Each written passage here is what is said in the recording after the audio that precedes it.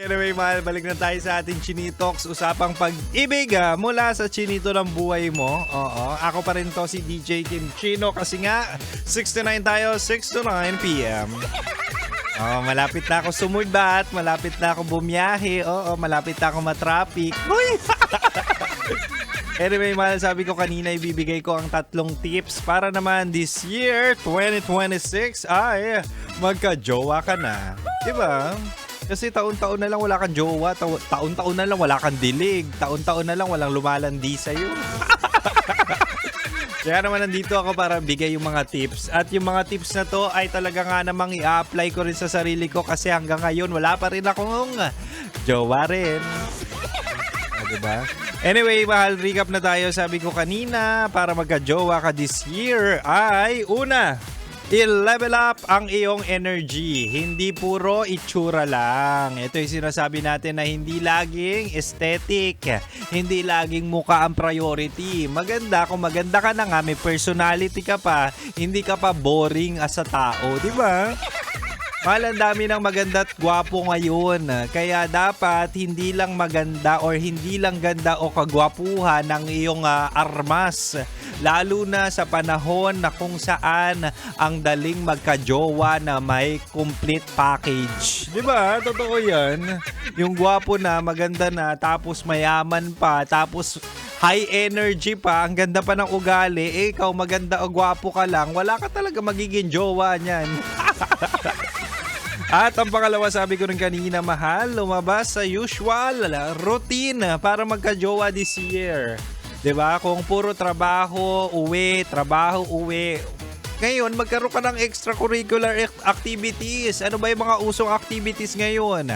Pagzuzumba, pagpipickleball, ano pa, pagmamarites. Fun run, di ba? Tumakbo-takbo, mag-ehersisyo. Usually, sumasarap ka ng kaka-ehersisyo mo, nagkakaroon pa ng magkakagusto sa'yo. Wow! Dahil nga, dapat new routine for this new year. At ang pangatlo at panghuli, mahal, ito importante to, digital age na tayo. Para magka-jowa ka this 2026, ayusin ang online presence. Di ba?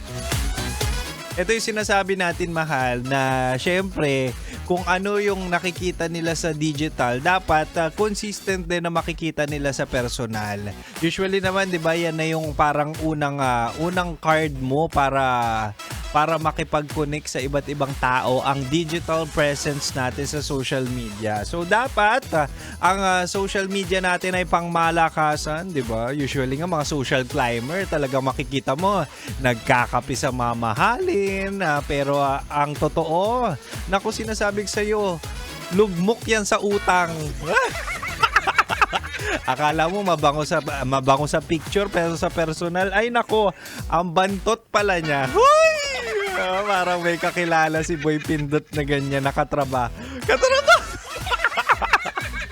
Uy, anyway, speaking of online presence, ay nako, sinasabi ko sa'yo, yung isang kumare ng nanay ko na nagbe-birthday ngayon, pangalan Jewel Penamora. Ay naku, sinasabi ko sa inyo, kahit may asawa at anak na, ang online presence nito or online picture nito sa social media ay pangmalakasan. Kaya naman, happy birthday sa iyo, Ate Jewel. Ate.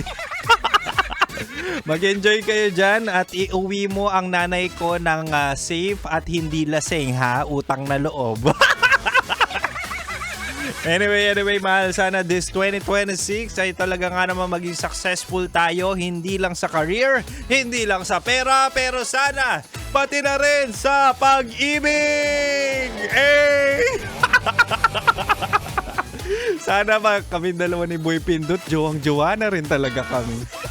Anyway, mahal, ako'y sisibat na. Don't worry, susunod na po sa akin sina Rocketera at Titangelo sa kanilang programang Rocket Secret Files with Titangelo. Kaya mahal, dito ka lang sa 90.7 Love Radio.